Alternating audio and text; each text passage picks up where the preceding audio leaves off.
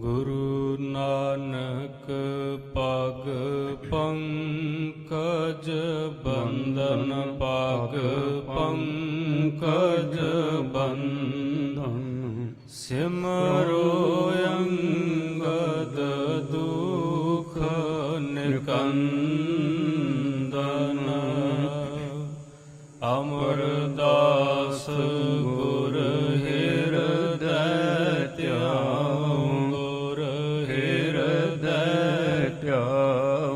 ਸ੍ਰੀ ਗੁਰੂ ਰਾਮਦਾਸ ਗੁਣ ਗਾਵੋ। ਸ੍ਰੀ ਅਰਜਨ ਬਿਘਨਨ ਕੇ ਨਾਸ਼ਕ ਬਿਘਨਨ ਕੇ ਨਾਸ਼ਕ ਹਰ ਗੋਬਿੰਦ ਸ਼ੁਭ ਸੁਮਤ ਪ੍ਰਕਾਸ਼ਕ ਸ੍ਰੀ ਹਰਿ ਰਾਏ ਨਮੋ ਕਰ ਜੋਰੀ ਨਮੋ ਕਰ ਜੋਰੀ ਗੁਰ ਹਰਿ ਕ੍ਰਿਸ਼ਨ ਮਨਾਏ ਬਹੋਰੀ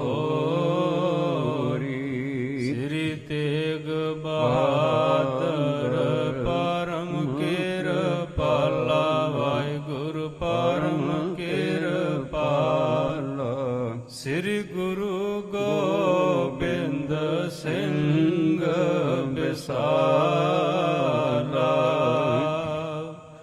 ਤਰੋਂ ਤਰਾ ਪਰ ਪੁਨ ਪੁਨ ਸੀਸਾ ਵਾਹਿਗੁਰੂ ਪੁਨ ਪੁਨ ਸੀਸਾ ਬੰਦੋਂ ਬਾਰ ਬਾਰ ਜਗਦੀਸਾ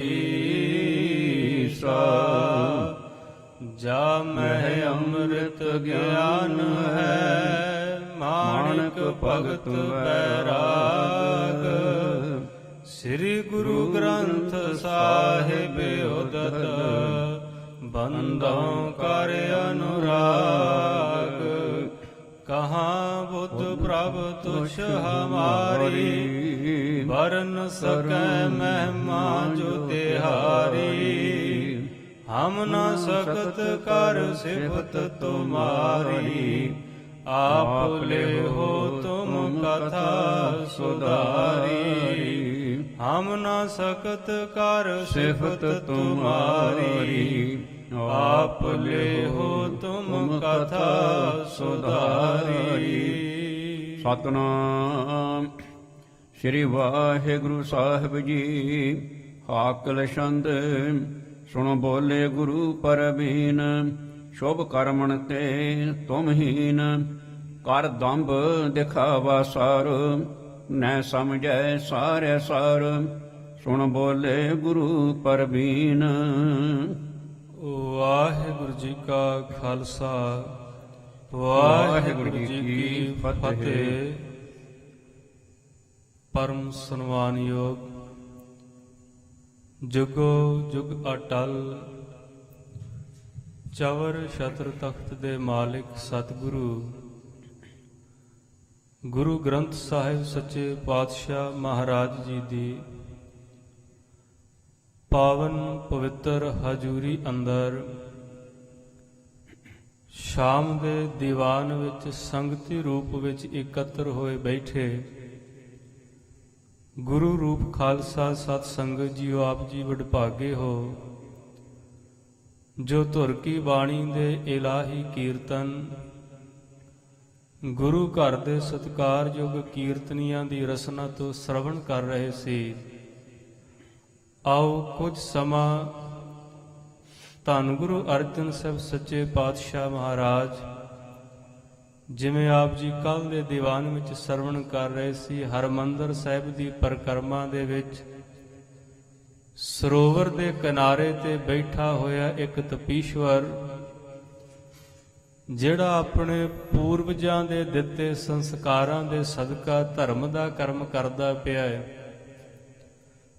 ਤਨ ਕਰਕੇ ਜੋ ਬੰਦਸ਼ਾਂ ਸਨ ਉਹ ਪੂਰੀਆਂ ਕੀਤੀਆਂ ਹੋਈਆਂ ਨੇ। ਨਿਤਾ ਪ੍ਰਤੀ ਨੇਮ ਵੀ ਨਿਭਾਉਂਦਾ ਹੈ। ਹਰ ਇੱਕ ਸ਼ਰਤ ਜੋ ਧਰਮ ਦੇ ਅੰਦਰ ਲਾਗੂ ਕੀਤੀ ਉਹਨੂੰ ਪੂਰੀ ਤਰ੍ਹਾਂ ਕਰਨ ਦਾ ਯਤਨ ਕਰਦਾ ਹੈ। ਪਰ ਗੁਰੂ ਅਰਜਨ ਦੇਵ ਮਹਾਰਾਜ ਦੀ ਨੇਤਰੀ ਪਿਆ, ਦੇਖਿਆ, ਦੇਖ ਕੇ ਅੱਗੇ ਚਲੇ ਗਏ। ਹਰਮੰਦਰ ਸਾਹਿਬ ਜੀ ਦੀ ਪਰਿਕਰਮਾ ਕੀਤੀ, ਨਮਸਕਾਰ ਕੀਤੀ। ਵਾਪਸ ਲੰਘਦਿਆਂ ਹੋਇਆਂ ਫਿਰ ਉਸ ਤਪੀਸ਼ਵਰ ਦੇ ਕੋਲ ਆ ਗਏ ਜਿਹੜਾ ਆਪਣੇ ਇਸ਼ਟ ਦੀ ਇਬਾਦਤ ਵਿੱਚ ਜੁੜ ਕੇ ਬੈਠਾ ਸੀ। ਉਹਦੀ ਬਾਹਰ ਦੀ ਦਿਸ਼ਾ ਨੂੰ ਦੇਖਿਆ, ਬੜਾ ਸੁੰਦਰ ਚੌਂਕੜਾ ਲਗਾਈ ਬੈਠਾ ਹੈ, ਲੱਕ ਨੂੰ ਸਿੱਧਾ ਕਰਕੇ ਬੈਠਾ, ਨੇਤਰ ਵੀ ਬੰਦ ਨੇ, ਪਰ ਮਨ ਨੂੰ ਦੇਖਿਆ ਜਿੰਨਾ ਲੱਕ ਸਿੱਧਾ ਹੈ ਉਹਨਾਂ ਮਨ ਨਹੀਂ ਸਿੱਧਾ। ਅੱਖਾਂ ਬੰਦ ਨੇ, ਜ਼ੁਬਾਨ ਬੰਦ ਹੈ, ਮਨ ਰੌਲਾ ਪਾ ਰਿਹਾ ਹੈ, ਮਨ ਕੰਨਾਂ ਦੇ ਰਾਹੀਂ ਸੁਣ ਵੀ ਰਿਹਾ ਕੌਣ ਜਾ ਰਿਹਾ ਕੌਣ ਆ ਰਿਹਾ। ਐਸੇ ਧਰਮ ਦੇ ਕਰਮ ਨੂੰ ਦੇਖ ਕੇ ਸਤਿਗੁਰੂ ਨੇ ਜੋ ਪਵਿੱਤਰ ਉਪਦੇਸ਼ ਦ੍ਰਿੜ ਕਰਾਇਆ ਉਹ ਅੱਜ ਦੇ ਦੀਵਾਨ ਅੰਦਰ ਸਰਵਣ ਕਰਾਂਗੇ। ਆਪ ਜੀ ਬਖਸ਼ਿਸ਼ ਕਰੋ, ਆਸੀਸ ਬਖਸ਼ੋ, ਸਿਰ ਤੇ ਮਿਹਰ ਭਰਿਆ ਹੱਥ ਰੱਖੋ। ਸਤਿਗੁਰੂ ਗੁਰੂ ਗ੍ਰੰਥ ਸਾਹਿਬ ਮਹਾਰਾਜ ਆਪ ਕਿਰਪਾ ਕਰਕੇ ਆਪਣੀ ਕਲਾ ਵਰਤਾਉਣ।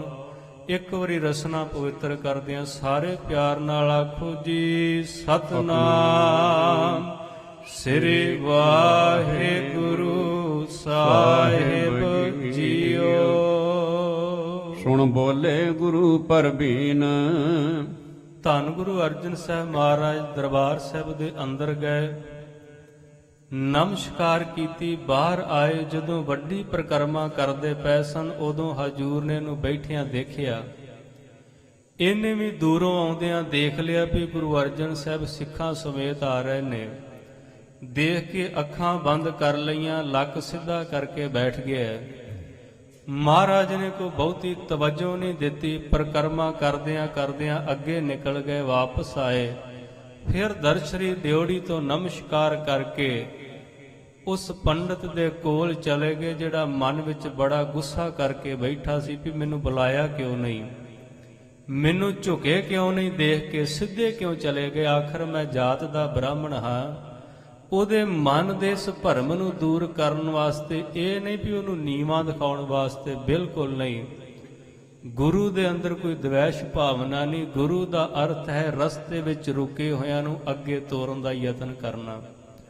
ਜੋਗੀਆਂ ਕੋਲ ਜਾ ਕੇ ਗੋਸ਼ਟ ਕਰਨ ਦਾ ਗੁਰੂ ਨਾਨਕ ਦਾ ਕੋਈ ਐਸਾ ਮਕਸਦ ਨਹੀਂ ਸੀ ਵੀ ਜੋ ਗਿਆਨ ਮੇਰੇ ਕੋਲੋਂ ਮੈਂ ਦਿਖਾ ਕੇ ਜੋਗੀਆਂ ਨੂੰ ਨੀਵਾਂ ਕਰਦੇ ਆ, ਬਿਲਕੁਲ ਨਹੀਂ। ਰਸਤੇ ਵਿੱਚ ਅਟਕ ਗਏ ਸਨ, ਚੱਲੇ ਜ਼ਰੂਰ, ਬੜੀ ਦੂਰ ਵੀ ਪਹੁੰਚ ਗਏ, ਪਰ ਮੰਜ਼ਲ ਤੋਂ ਥੋੜਾ ਜਿਹਾ ਪਿੱਛੇ ਖਲੋਤੇ ਨੇ। ਉਹਨਾਂ ਨੂੰ ਅੱਗੇ ਕਰਨ ਦਾ ਯਤਨ ਕੀਤਾ। ਕੋਲ ਗਏ, ਜਾ ਕੇ ਦੱਸਿਆ ਜਿਸ ਰਿੱਧ ਸਿੱਧ ਵਿੱਚ ਫਸੇ ਬੈਠੇ ਹੋ ਇਹ ਅਖੀਰਲੀ ਮੰਜ਼ਲ ਨਹੀਂ, ਇਸ ਤੋਂ ਅੱਗੇ ਵੀ ਅਜੇ ਘਰ ਹੈ, ਤੁਸੀਂ ਅੱਗੇ ਚੱਲੋ। ਹਜੂਰ ਗੁਰੂ ਅਰਜਨ ਦੇਵ ਮਹਾਰਾਜ ਅੱਗੇ ਗਏ, ਜਾ ਕੇ ਦੇਖਿਆ ਪੰਡਤ ਦੇ ਕੋਲ ਔਰ ਪਿਆਰ ਦੇ ਨਾਲ ਕਹਿਣ ਲੱਗੇ ਸ਼ੁਭ ਕਰਮਣ ਤੇ ਤੁਮ ਹੀਨ। ਸੁਣੋ ਪੰਡਤ ਜੀ, ਮਨ ਵਿੱਚ ਇੰਨਾ ਕ੍ਰੋਧ ਨਹੀਂ ਰੱਖੀਦਾ। ਇਸੇ ਗੱਲ ਦਾ ਗੁੱਸਾ ਹੈ ਨਾ ਕਿ ਸਾਨੂੰ ਨਮਸਕਾਰ ਨਹੀਂ ਕੀਤੀ। ਤੁਹਾਨੂੰ ਨਹੀਂ ਝੁਕਣ ਦਾ ਕਾਰਨ ਇਹ ਹੈ ਕਿ ਤੁਹਾਡੇ ਵਿੱਚ ਕੋਈ ਸ਼ੁਭ ਗੁਣ ਨਹੀਂ ਹਨ। ਕਰ ਦੰਭ ਦਿਖਾਵਾ ਸਾਰੋ। ਇਹ ਜਿਹੜਾ ਧਰਮ ਦਾ ਕਰਮ ਕਰਦੇ ਪਏ ਹੋ ਬੜਾ ਚੰਗਾ ਸਮਝ ਕੇ, ਸ੍ਰੇਸ਼ਟ ਸਮਝ ਕੇ ਦੂਜਿਆਂ ਨਾਲੋਂ ਉੱਪਰ ਉੱਠਣ ਦਾ ਯਤਨ ਕਰਦੇ ਹੋ। ਗੁਰੂ ਦੀ ਨਜ਼ਰ ਵਿੱਚ ਇਹ ਸਾਰਾ ਕੁਝ ਦੰਭ ਹੈ, ਪਖੰਡ ਹੈ। ਨਹਿ ਸਮਝੈ ਸਾਰੇ ਅਸਾਰੋ। ਕਿਉਂਕਿ ਤੁਸੀਂ ਮਤ ਕਰਕੇ ਨਹੀਂ ਸਮਝਦੇ ਪਏ ਵੀ ਝੂਠ ਕੀ ਹੈ, ਸੱਚ ਕੀ ਹੈ, ਉੱਚਾ ਕੀ ਹੈ, ਨੀਵਾਂ ਕੀ ਹੈ, ਕੀ ਤਿਆਗਣ ਯੋਗ ਹੈ ਤੇ ਕੀ ਸਾਨੂੰ ਜ਼ਿੰਦਗੀ ਵਿੱਚ ਗਹਿਰ ਰਹਿਣ ਕਰਨਾ ਚਾਹੀਦਾ ਹੈ। ਘਰ ਕਾਰਜ ਕੂੜ ਪਸਾਰਾ। ਹਾਂ, ਜਿਹੜਾ ਤੁਸੀਂ ਕੂੜ ਦਾ ਪਸਾਰਾ ਪਸਰਿਆ ਤੁਹਾਡੇ ਘਰ ਦੇ ਅੰਦਰ, ਮਨ ਤਹਾਂ ਫਸਾਏ ਜੰਜਾਰ। ਮਨ ਕਰਕੇ ਤੇ ਤੁਸੀਂ ਉੱਥੇ ਜੁੜੇ ਬੈਠੇ ਹੋ ਘਰ ਦੇ ਕਾਰਜਾਂ ਵਿੱਚ ਵੀ ਪਤਾ ਨਹੀਂ ਪ੍ਰਭਾਤ ਹੋ ਗਈ ਹੈ, ਘਰ ਵਾਲੀ ਨੇ ਗਾਂ ਦਾ ਦੁੱਧ ਚੋਲਿਆ ਕਿ ਨਹੀਂ ਚੋਇਆ, ਪਤਾ ਨਹੀਂ ਇਸ ਵੇਲੇ ਕੀ ਕਰਦੇ ਹੋਣਗੇ। ਘਰ ਦੇ ਕਹਿੰਦੇ ਬੈਠੇ ਹਰਮੰਦਰ ਵਿੱਚ ਤਨ ਨੂੰ ਇੱਥੇ ਲਿਆਂਦਾ, ਮਨ ਤੁਹਾਡਾ ਘਰ ਦੇ ਵਿੱਚ ਉਲਝਿਆ ਪਿਆ ਹੈ। ਇਹ ਠਾਕੁਰ ਸੇਵਾ ਸਾਚੀ। ਇਹ ਕੀ ਇਹਨੂੰ ਅਸੀਂ ਮੰਨ ਲਈਏ ਵੀ ਇਹੀ ਸੱਚੀ ਠਾਕੁਰ ਦੀ ਪੂਜਾ ਹੈ? ਕੀ ਇਸੇ ਨੂੰ ਬੰਦਗੀ ਕਹਿੰਦੇ ਨੇ, ਇਸੇ ਨੂੰ ਭਗਤੀ ਕਹਿੰਦੇ ਨੇ ਵੀ ਤਨ ਨੂੰ ਗੁਰਦੁਆਰੇ ਲੈ ਆਉਣਾ, ਮਨ ਨੂੰ ਬਾਜ਼ਾਰ ਦੇ ਵਿੱਚ ਘੁਮਾਉਂਦੇ ਫਿਰਨਾ ਕੀ ਇਹੀ ਪਰਮੇਸ਼ਰ ਦੀ ਭਗਤੀ ਹੈ? ਤਜ ਦਈ ਨਾਮ ਆਤਮ ਹੈ ਰਾਚੀ। ਮਹਾਰਾਜ ਕਹਿੰਦੇ ਉਹ ਪੰਡਤ ਜੀ ਤੁਸਾਂ ਛੱਡ ਦਿੱਤੀ ਏ, ਇਹਨੂੰ ਸੱਚੀ ਠਾਕੁਰ ਦੀ ਪੂਜਾ ਨਹੀਂ ਕਹਿੰਦੇ ਵੀ ਤਨ ਨੂੰ ਠਾਕੁਰ ਅੱਗੇ ਲਿਆ ਕੇ ਬਿਠਾ ਦੇਣਾ ਤੇ ਮਨ ਗੈਰ ਹਾਜ਼ਰ ਕਰ ਦੇਣਾ ਤੇ ਜ਼ੁਬਾਨ ਤੋਂ ਆਰਤੀ ਉਤਾਰੀ ਜਾਣੀ।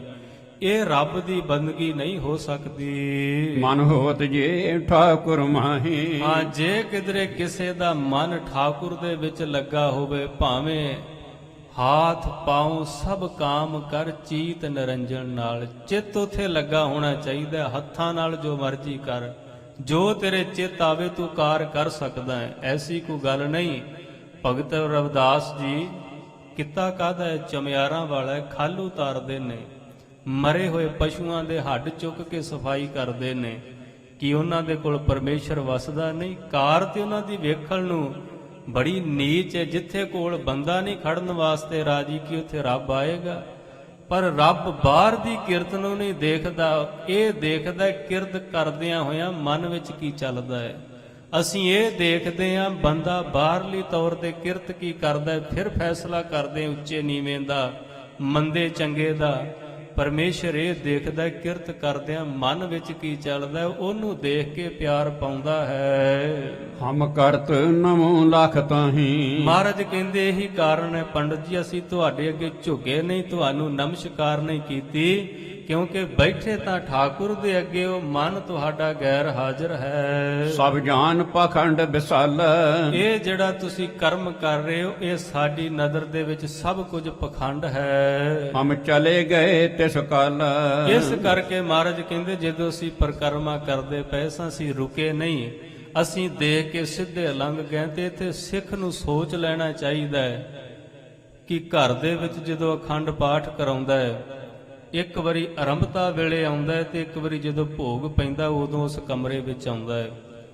ਤੇ ਦੁਨੀਆਦਾਰ ਨੂੰ ਪਤਾ ਕੀ ਕਹਿੰਦਾ, ਅਸੀਂ ਪਹਿਲਾਂ ਗੁਰੂ ਸਾਹਿਬ ਦੇ ਚਰਨ ਪਵਾਏ ਨੇ, ਅਸੀਂ ਸ਼ੁਭ ਕਰਮ ਕਰ ਲਿਆ ਹੈ, ਪਰ ਇਹ ਦੁਨੀਆ ਦੇ ਮੂੰਹ ਬਲਾਜੇ ਵਾਸਤੇ ਕੀਤਾ। ਮਤਾਂ ਭੁੱਲ ਜਾਏ ਮਨ ਵਿੱਚ ਵੀ ਮੈਂ ਗੁਰੂ ਦੀ ਪੂਜਾ ਕਰ ਲਈ, ਗੁਰੂ ਨੂੰ ਖੁਸ਼ ਕਰ ਲਿਆ। ਉਹ ਇਸ ਤਰ੍ਹਾਂ ਦਾ ਧੰਦਾ ਨਹੀਂ ਕਰਦਾ ਕਿਸੇ ਨਾਲ, ਇਸ ਤਰ੍ਹਾਂ ਦੇ ਵਪਾਰ ਵਿੱਚ ਨਹੀਂ ਪੈਂਦਾ। ਬਾਬਾ ਆਤਰ ਸਿੰਘ ਜੀ ਮਸਤੂਆਣੇ ਵਾਲੇ ਮਹਾਂਪੁਰਖ ਪਟਿਆਲੇ ਵਾਲੇ ਰਾਜੇ ਦੇ ਘਰ ਅਖੰਡ ਪਾਠ ਸਾਹਿਬ ਆਰੰਭ ਕੀਤਾ ਸੀ। ਤੀਸਰੇ ਦਿਨ ਜਦੋਂ ਭੋਗ ਪਿਆ, ਅਰਦਾਸ ਕਰਨ ਵਾਸਤੇ ਆਏ। ਉਹਨਾਂ ਨੇ ਅਰਦਾਸ ਵਿੱਚ ਨਾਮ ਲੈ ਕੇ ਸ਼ਬਦ ਵਰਤਿਆ ਵੀ ਇਸ ਘਰ ਦੀ ਨੌਕਰ ਰਾਣੀ ਜਿਨਨੇ 3 ਦਿਨ ਪਾਠੀ ਸਿੰਘਾਂ ਦੀ ਸੇਵਾ ਕੀਤੀ, ਮਹਾਰਾਜ ਵਾਲੇ ਕਮਰੇ ਦੀ ਸਫਾਈ ਕੀਤੀ, ਹਾਜ਼ਰੀ ਭਰਦੀ ਰਹੀ, ਸਤਿਗੁਰੂ ਕਿਰਪਾ ਕਰਿਓ ਇਸ ਪੜੀ ਸੁਣੀ ਬਾਣੀ ਦਾ ਭਾਵ ਇਸ ਜੀਵ ਨੂੰ ਬਖਸ਼ਿਸ਼ ਕਰਿਓ ਜਿਨਨੇ ਸੇਵਾ ਕੀਤੀ। ਰਾਜਾ ਤਲਖੀ ਵਿੱਚ ਆਇਆ, ਮਹਾਰਾਜ ਬਾਬਾ ਜੀ ਪਾਠ ਤੇ ਅਸੀਂ ਕਰਾਇਆ, ਭੇਟਾ ਤੇ ਅਸੀਂ ਦਿੱਤੀ। ਬਾਬਾ ਜੀ ਕਹਿਣ ਲੱਗੇ ਬਿਲਕੁਲ ਨਹੀਂ, ਜਿਨਨੇ ਸੇਵਾ ਕੀਤੀ ਗੁਰੂ ਕੇ ਗ੍ਰੰਥੀ ਜਾਣ ਕੇ, ਜਿਨਨੇ ਗੁਰੂ ਦੀ ਬਾਣੀ ਸਰਵਣ ਕੀਤੀ, ਅੰਦਰ ਹਾਜ਼ਰੀ ਭਰੀ, ਸੇਵਾ ਦੇ ਮਹਾਤਮ ਦਾ ਅਧਿਕਾਰੀ ਵੀ ਉਹੀ ਜੀਵ ਹੈ। ਇਸ ਕਰਕੇ ਇਹ ਨਾ ਭੁੱਲ ਜਾਣਾ ਵੀ ਇੰਨੇ ਕੋਈ ਪੈਸੇ ਦੇ ਕੇ ਅਸੀਂ ਅਖੰਡ ਪਾਠ ਕਰਾ ਲਿਆ, ਸ਼ਾਇਦ ਅਸੀਂ ਗੁਰੂ ਨਾਨਕ ਨੂੰ ਖੁਸ਼ ਕਰ ਲਏ। ਮਨ ਦਾ ਭਰਮ ਹੈ। ਜੋ ਗੁਰੂ ਦੀ ਨਜ਼ਰ ਵਿੱਚ ਪ੍ਰਵਾਨ ਚੜ੍ਹਨਾ ਹੈ ਉਹ ਗੁਰਬਾਣੀ ਦੱਸਦੀ ਏ, ਉਹ ਗੁਰੂ ਦਾ ਇਤਿਹਾਸ ਦੱਸ ਰਿਹਾ ਹੈ। ਹਮ ਚਲੇ ਗਏ ਤਿਸ ਕਾਲ। ਮਹਾਰਾਜ ਕਹਿੰਦੇ ਇਸੇ ਕਰਕੇ ਪੰਡਤ ਜੀ ਤੁਹਾਡਾ ਮਨ ਨਾ ਟਿਕਿਆ ਦੇਖ ਕੇ ਅਸੀਂ ਅੱਗੇ ਚਲੇ ਗਏ। ਸੁਣ ਦਿਜਨੇ ਮਨ ਮੈਂ ਜਾਣੀ। ਜਦੋਂ ਉਸ ਬੈਠੇ ਹੋਏ ਬ੍ਰਾਹਮਣ ਨੇ ਮਨ ਵਿੱਚ ਸੋਚਿਆ ਵੀ ਗੱਲ ਤਾਂ ਠੀਕ ਦੱਸਦੇ ਨੇ, ਮਨ ਤੇ ਸੱਚਮੁੱਚ ਹੀ ਮੇਰਾ ਨਹੀਂ ਸੀ। ਗੁਰ ਪੂਰਨ ਅਜਮਤਵਾਨੀ। ਇਹ ਪੂਰਨ ਗੁਰੂ ਹੈ, ਮੇਰੇ ਤਰ੍ਹਾਂ ਪਖੰਡੀ ਨਹੀਂ। ਅਜਮਤ ਵਾਲੇ ਨੇ ਕੋਈ ਕਲਾ ਰੱਖਦੇ ਹਨ। ਸਭ ਅੰਤਰ ਕੀ ਲਖ ਲੀਨੀ। ਕਿਉਂਕਿ ਮੇਰੇ ਅੰਦਰ ਦੀ ਗੱਲ ਨੂੰ ਹੀ ਬੁੱਝ ਲਿਆ। ਸੱਚਮੁੱਚ ਮੈਂ ਉਦੋਂ ਘਰ ਦੇ ਬਾਰੇ ਪਰੇਸ਼ਾਨ ਹੋ ਰਿਹਾ ਸੀ। ਅਬਿਬੰਧਨ ਤਉ ਨਹਿ ਕੀਨੀ। ਹਾਂ, ਫਿਰ ਮਨ ਨੇ ਤਰਕ ਕੀਤਾ, ਚੱਲ ਠੀਕ ਹੈ, ਮੇਰਾ ਮਨ ਘਰ ਵਿੱਚ ਸੀ ਪਰ ਫਿਰ ਵੀ ਇਹਨਾਂ ਨੇ ਬੰਦਨਾ ਤੇ ਨਹੀਂ ਕੀਤੀ। ਕਿਹਨੂੰ ਨਹੀਂ ਕੀਤੀ ਉਹ ਦੱਸਦੇ ਹਨ। ਇਹ ਕਰੇ ਮੋਹਿ ਕਲਿਆਣ। ਹਾਂ, ਕਹਿਣ ਲੱਗੇ ਮੇਰੀ ਕਲਿਆਣ ਜ਼ਰੂਰ ਕਰਨਗੇ, ਭਾਵੇਂ ਮੇਰੇ ਅੱਗੇ ਝੁਕੇ ਨਹੀਂ ਪਰ ਅੰਤਰਜਾਮੀ ਹਨ। ਸਿੱਖ ਬਣੋ ਗੁਰੂ ਅਗਵਾਨ। ਹਾਂ, ਕਿਉਂ ਨਾ ਮੈਂ ਐਸੇ ਗੁਰੂ ਦਾ ਸਿੱਖ ਬਣ ਜਾਵਾਂ ਜੋ ਏਡੀ ਵੱਡੀ ਅੰਤਰਜਾਮਤਾ ਰੱਖਦੇ ਹਨ। ਲਖ ਭਲੇ ਤਉ ਚਿਤ ਚਾਹੀ। ਹਾਂ, ਉਸੇ ਵੇਲੇ ਆਪਣੇ ਭਲੇ ਦੀ ਖਾਤਰ ਸੋਚ ਕੇ ਚਿੱਤ ਵਿੱਚ ਸੋਚਣ ਲੱਗਾ। ਇਨ ਸੰਗ ਕਰਉ ਚਰ ਚਾਹੀ। ਹਾਂ, ਏਡੀ ਛੇਤੀ ਨਹੀਂ ਮਨ ਮੰਨਦਾ ਹੁੰਦਾ, ਮਨ ਬੜਾ ਤਰਕਸ਼ੀਲ ਹੈ। ਠੀਕ ਹੈ, ਇੱਕ ਕਲਾ ਜੇ ਦੇਖੀ ਅੰਦਰ ਦੀ ਜਾਣ ਲੈਂਦੇ ਨੇ, ਕਿਉਂ ਨਾ ਇਹਨਾਂ ਦੇ ਨਾਲ ਮੈਂ ਥੋੜੀ ਜਿਹੀ ਚਰਚਾ ਕਰ ਲਵਾਂ। ਆਖਰ ਮੈਂ ਵੀ ਜ਼ਿੰਦਗੀ ਦੇ ਸਾਲ ਗਾਲੇ ਨੇ, ਬੜੇ ਬੜੇ ਗ੍ਰੰਥ ਪੜ੍ਹੇ ਨੇ, ਕਈਆਂ ਭਾਸ਼ਾਵਾਂ ਦਾ ਗਿਆਤਾ ਹਾਂ। ਕੀ ਪਤਾ ਕਿਧਰੇ ਨਾ ਕਿਧਰੇ ਗੁਰੂ ਨੂੰ ਠਿੱਬੀ ਲਾ ਕੇ ਨੀਵਾਂ ਦਿਖਾਈ ਦਵਾਂ। ਕੋਈ ਐਸੀ ਪੰਕਤੀ ਪੜ੍ਹਦਿਆਂ ਜਿਹਦੇ ਗੁਰੂ ਅਰਥ ਨਾ ਕਰ ਸਕੇ, ਕੋਈ ਐਸੀ ਦਲੀਲ ਦੇ ਦਿਆਂ ਜਿਹਦਾ ਜਵਾਬ ਨਾ ਦੇ ਸਕਣ। ਫਿਰ ਵੀ ਮਨ ਭਟਕਦਾ ਹੈ, ਤਰਕ ਕਰਦਾ ਹੈ ਤੇ ਕਹਿਣ ਲੱਗਾ ਕਿਉਂ ਨਾ ਗੁਰੂ ਨਾਲ ਵਿਚਾਰ ਕਰ ਲਵਾਂ। ਪੁਨ ਪਿਛੈ ਬਨ ਹਉ ਦਸ। ਹਾਂ, ਪਹਿਲਾਂ ਵਿਚਾਰ ਕਰ ਲਵਾਂ, ਜੇ ਮਨ ਸੰਤੁਸ਼ਟ ਹੋ ਗਿਆ ਤੇ ਮੈਂ ਅੱਜ ਇਹਨਾਂ ਦਾ ਸਿੱਖ ਬਣ ਜਾਵਾਂਗਾ। ਇਮ ਲਖ ਕੈ ਬਾਗ ਪ੍ਰਕਾਸ਼। ਹਾਂ, ਇਸ ਤਰ੍ਹਾਂ ਜਾਣ ਕੇ ਆਪਣੇ ਮਨ ਦੇ ਵਿੱਚ ਮੁਝ ਬਿਖੈ ਤਾ ਅਵਗੁਣ ਜਾਨ। ਹਾਂ, ਕਹਿਣ ਲੱਗੇ ਠੀਕ ਹੈ, ਮੇਰੇ ਵਿੱਚ ਔਗਣ ਹੋ ਸਕਦੇ ਨੇ, ਮੇਰਾ ਮਨ ਆਪਣੇ ਥਾਂ ਨਹੀਂ ਟਿਕਦਾ, ਇਹ ਤਾਂ ਮੈਂ ਗੱਲ ਨੂੰ ਮੰਨਦਾ ਹਾਂ। ਕਿਮ ਠਾਕੁਰ ਕੋ ਨਹਿ ਮਨ। ਇਸ ਕਰਕੇ ਮੈਨੂੰ ਨਮਸਕਾਰ ਨਹੀਂ ਕੀਤੀ, ਪਰ ਮੇਰੇ ਠਾਕੁਰ ਅੱਗੇ ਤੇ ਝੁਕਣਾ ਚਾਹੀਦਾ ਸੀ, ਜਿਹਦੇ ਅੱਗੇ ਮੈਂ ਨਮਸਕਾਰ ਕਰ ਰਿਹਾ ਹਾਂ। ਇਸ ਮਹਿ ਕਿਆ ਦੋਸ਼ ਪਛਾਨਾ। ਮੇਰੇ ਠਾਕੁਰ ਵਿੱਚ ਕੀ ਦੋਸ਼ ਲੱਭ ਗਿਆ ਉਹਨਾਂ ਨੂੰ ਵੀ ਜੇ ਮੇਰੇ ਅੱਗੇ ਨਹੀਂ ਝੁਕੇ, ਮੇਰੇ ਠਾਕੁਰ ਅੱਗੇ ਵੀ ਨਹੀਂ ਝੁਕੇ, ਇਹਦੇ ਵਿੱਚ ਕੀ ਦੋਸ਼ ਨਜ਼ਰ ਆਇਆ ਹੈ। ਸੁਨ ਸਤਿਗੁਰ ਸ਼ਬਦ ਬਖਾਨਾ। ਜਦੋਂ ਐਸਾ ਸਵਾਲ ਕੀਤਾ, ਤਰਕ ਕੀਤਾ, ਸੁਣ ਕੇ ਗੁਰੂ ਅਰਜਨ ਸਾਹਿਬ ਮਹਾਰਾਜ ਕਹਿਣ ਲੱਗੇ ਜਿਹ ਬਿਖੈ ਦੰਭ ਕੋ ਨਾਸ਼ਾ। ਹਾਂ, ਜਿਹਦੇ ਨਾਲ ਦੰਭ ਤੇ ਪਖੰਡ ਮਨ ਦਾ ਬਿਲਕੁਲ ਦੂਰ ਹੋ ਜਾਂਦਾ ਹੈ। ਵੱਡ ਠਾਕੁਰ ਰੂਪ ਪ੍ਰਕਾਸ਼। ਹਾਂ, ਜਿਹਦੇ ਨਾਲ ਵੱਡਾ ਠਾਕੁਰ ਦਾ ਰੂਪ ਉਜਾਗਰ ਹੁੰਦਾ ਹੈ, ਪ੍ਰਗਟ ਹੁੰਦਾ ਹੈ, ਐਸਾ ਸ਼ਬਦ ਮਹਾਰਾਜ ਨੇ ਉਚਾਰਨ ਕੀਤਾ। ਸ੍ਰੀ ਮੁਖ ਵਾਕ ਰਾਮ ਕਲੀ ਮਹੱਲਾ ਪੰਜਵਾ। ਰਾਮ ਕਲੀ ਰਾਗ ਦੇ ਅੰਦਰ ਧੰਨ ਗੁਰੂ ਅਰਜਨ ਸਾਹਿਬ ਮਹਾਰਾਜ ਸ਼ਬਦ ਉਚਾਰਨ ਕਰਦੇ ਹਨ। ਮੁਖ ਤੇ ਪੜਤਾ ਟੀਕਾ ਸਾਹਿਤ। ਮਹਾਰਾਜ ਕਹਿੰਦੇ ਸੁਣੋ ਪੰਡਤ ਜੀ, ਤੁਸੀਂ ਇਹ ਕਹਿੰਦੇ ਹੋ ਵੀ ਮੇਰੇ ਮਨ ਵਿੱਚ ਭਰਮ ਸੀ ਤਾਂ ਨਹੀਂ ਤੁਸੀਂ ਮੇਰੇ ਅੱਗੇ ਝੁਕੇ, ਪਰ ਮੇਰੇ ਠਾਕੁਰ ਵਿੱਚ ਕੋਈ ਦੋਸ਼ ਨਹੀਂ, ਤੁਸੀਂ ਇਹਨੂੰ ਵੀ ਨਮਸਕਾਰ ਨਹੀਂ ਕੀਤੀ, ਇਹ ਤੁਸੀਂ ਅਵਗਿਆ ਕੀਤੀ ਹੈ। ਹਜੂਰ ਕਹਿੰਦੇ ਸੁਣ ਫਿਰ ਇਸ ਸਵਾਲ ਦਾ ਜਵਾਬ ਸੁਣ। ਬਚਨ ਕਹਿੰਦੇ ਮੁਖ ਤੇ ਪੜਤਾ ਟੀਕਾ ਸਹਿਤ। ਤੇਰੇ ਵਰਗਾ ਚਤੁਰ ਗਿਆਨੀ ਪੰਡਤ ਪ੍ਰਚਾਰਕ ਮੁਖ ਤੋਂ 4 ਵੇਦਾਂ ਦੀ ਵਿਆਖਿਆ ਕਰਦਾ, ਟੀਕੇ ਸਹਿਤ ਉਹਨਾਂ ਦੇ ਅਰਥ ਵੀ ਕਰਦਾ ਹੈ। ਭਾਵ ਇੰਨਾ ਸਿਆਣਾ ਹੋਵੇ, ਚਤੁਰ ਹੋਵੇ, ਹਰ ਇੱਕ ਸ਼ਬਦ ਦੇ ਅਰਥਾਂ ਨੂੰ ਜਾਣਨ ਵਾਲਾ ਹੋਵੇ। ਹਿਰਦੈ ਰਾਮ ਨਹੀਂ ਪੂਰਨ ਰਹਿਤ। ਅੱਜ ਹਿਰਦੇ ਦੇ ਵਿੱਚ ਮਾਲਕ ਦਾ ਨਾਮ ਨਹੀਂ ਨਾ ਯਾਦ ਰੱਖੀ, ਪੂਰਨ ਰਹਿਤ ਇਹਨੂੰ ਨਹੀਂ ਕਹਿੰਦੇ। ਰਹਿਤਾਂ ਦ੍ਰਿੜ ਕਰਾਈਆਂ ਜਾਂਦੀਆਂ ਨੇ ਜਦੋਂ ਅੰਮ੍ਰਿਤ ਸੰਚਾਰ ਹੁੰਦਾ ਹੈ। ਉਥੇ ਦੱਸਿਆ ਜਾਂਦਾ ਹੈ ਜ਼ਿੰਦਗੀ ਵਿੱਚ ਕੀ ਕੁਝ ਤੇਰੇ ਕਰਨ ਯੋਗ ਹੈ ਤੇ ਕੀ ਕੁਝ ਤੂੰ ਅੱਜ ਤੋਂ ਬਾਅਦ ਛੱਡ ਦੇਣਾ ਹੈ। 4 ਬੱਜਰ ਕਰੈਤਾਂ ਨੇ, 5 ਕਕਾਰਾਂ ਦੀ ਰਹਿਤ ਦ੍ਰਿੜ ਕਰਾਈ ਜਾਂਦੀ ਏ। ਇਹ ਨੇ ਸਾਡੇ ਤਨ ਦੀਆਂ ਰਹਿਤਾਂ, ਇੱਕ ਨੇ ਸਾਡੇ ਮਨ ਦੀਆਂ ਰਹਿਤਾਂ। ਤਨ ਸਾਡੇ ਨੂੰ ਦੁਨੀਆ ਨੇ ਦੇਖਣਾ ਹੈ, ਕਿਧਰੇ ਕੋਈ ਇਹ ਨਾ ਕਹਿ ਦੇ ਕਿਵੇਂ ਦਾ ਸਿੱਖ ਹੈ, ਇਸ ਕਰਕੇ ਮੈਂ ਤਨ ਦੀ ਰਹਿਤ ਬਰਕਰਾਰ ਰੱਖਦਾ ਅੰਮ੍ਰਿਤ ਛਕਣ ਤੋਂ ਬਾਅਦ। ਪਰ ਮੇਰੇ ਮਨ ਨੂੰ ਕਿੰਨੇ ਦੇਖਣਾ ਹੈ, ਉਹਦਾ ਕੋਈ ਦੇਖ ਹੀ ਨਹੀਂ ਸਕਦਾ। ਮਨ ਦੀ ਰਹਿਤ ਮੈਂ ਛੱਡ ਦੇਣਾ ਹੈ। ਫਿਰ ਕੀ ਹੈ, ਬਾਹਰ 5 ਕਕਾਰ ਪਾਏ ਨੇ, ਪਰ ਝੂਠ ਮਾਰਨ ਲੱਗਾ, ਦੂਸਰੇ ਨੂੰ ਕੀ ਪਤਾ ਲੱਗਾ ਵੀ ਮੈਂ ਕੀ ਕਹਿਣ ਲੱਗਾ, ਮਨ ਮੇਰਾ ਕੀ ਚੱਲਦਾ ਪਿਆ ਅੰਦਰ। ਕਿਸੇ ਨਾਲ ਠੱਗੀ ਕੀਤੀ ਕੋਈ ਦੇਖ ਥੋੜੀ ਰਿਹਾ ਸੀਗਾ, ਅੱਜ ਚੋਰੀ ਕੀਤੀ ਏ, ਕਿਹੜਾ ਕਿਸੇ ਨੇ ਦੇਖਿਆ। ਇਹ ਮਨ ਦੀਆਂ ਬੱਜਰ ਕਰੈਤਾਂ ਨੇ। ਜੇ ਤਨ ਤੋਂ ਬੱਜਰ ਕਰੈਤ ਹੋ ਜਾਏ ਤੇ ਦੁਬਾਰਾ 5 ਪਿਆਰਿਆਂ ਕੋਲ ਪੇਸ਼ ਹੋ ਕੇ ਅੰਮ੍ਰਿਤ ਛਕਣਾ ਪੈਂਦਾ ਹੈ। ਜੇ ਮਨ ਕਰਕੇ ਕਰੈਤ ਹੋ ਜਾਏ ਦੁਬਾਰਾ ਗੁਰੂ ਦੇ ਕੋਲ ਆ ਕੇ ਭੁੱਲ ਬਖਸ਼ਾਉਣੀ ਪੈਂਦੀ ਹੈ, ਤਸਲੀਮ ਕਰਨਾ ਪੈਂਦਾ ਹੈ, ਮੰਨਣਾ ਪੈਂਦਾ ਹੈ ਵੀ ਮੈਂ ਮਨ ਦੀ ਰਹਿਤ ਨੂੰ ਭੰਗ ਕੀਤਾ ਹੈ। ਜੋ ਬਾਣੀ ਨੇ ਕਿਹਾ ਸੀ ਮੈਂ ਉਸ ਅਨੁਸਾਰ ਕਮਾ ਨਹੀਂ ਸਕਿਆ। ਹਜੂਰ ਕਹਿੰਦੇ ਇਹੋ ਜਿਹੇ ਲੋਕ ਹਿਰਦੈ ਰਾਮ ਨਹੀਂ ਪੂਰਨ ਰਹਿਤ। ਕਿਵੇਂ ਰਹਿਤ ਰਹਿ ਜੇਗੀ ਤੇਰੀ ਧਰਮ ਦੀ, ਜੇ ਤੂੰ ਹਿਰਦੇ ਵਿੱਚ ਪਵਿੱਤਰ ਨਾਮ ਨਹੀਂ ਵਸਾ ਸਕਿਆ। ਉਪਦੇਸ਼ ਕਰੇ ਕਰ ਲੋਕ ਦ੍ਰਿੜਾਵੈ। ਦੂਸਰੀ ਗੱਲ, ਤੂੰ ਅਰਥਾਂ ਦੇ ਸਮੇਤ ਵੱਡੇ ਵੱਡੇ ਗ੍ਰੰਥ ਪੜ੍ਹਦਾ ਹੈ, ਪਰਮੇਸ਼ਰ ਦਾ ਨਾਮ ਆਪ ਨਹੀਂ ਜਪਦਾ।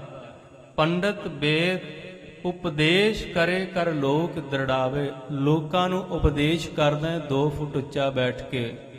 ਆਪਣੇ ਮਨ ਅੰਦਰ ਵੀ ਝਾਤੀ ਮਾਰ, ਤੂੰ ਵੀ ਕਮਾਉਂਦਾ ਪਿਆ ਇਸ ਉਪਦੇਸ਼ ਨੂੰ ਜੋ ਲੋਕਾਂ ਨੂੰ ਦੱਸਦਾ ਹੈ। ਨਾਮ ਜਪਣਾ, ਸੇਵਾ ਕਰਨੀ, ਕੀ ਤੂੰ ਜ਼ਿੰਦਗੀ ਵਿੱਚ ਹੰਡਾਉਣਾ ਖੁਦ ਵੀ ਇਹਨਾਂ ਗੱਲਾਂ ਨੂੰ? ਤੁਸੀਂ ਦੇਖੋ, ਗੁਰੂ ਅਮਰਦਾਸ ਮਹਾਰਾਜ 22 ਮੰਜੀਆਂ ਥਾਪਦੇ ਨੇ, ਪਰ ਜਿਹੜੇ ਪ੍ਰਚਾਰਕ ਭੇਜਦੇ ਨੇ ਉਹਨਾਂ ਦਾ ਕੋਈ ਵੱਖਰਾ ਕੋਰਸ ਨਹੀਂ ਕਰਾਇਆ ਜਾਂਦਾ।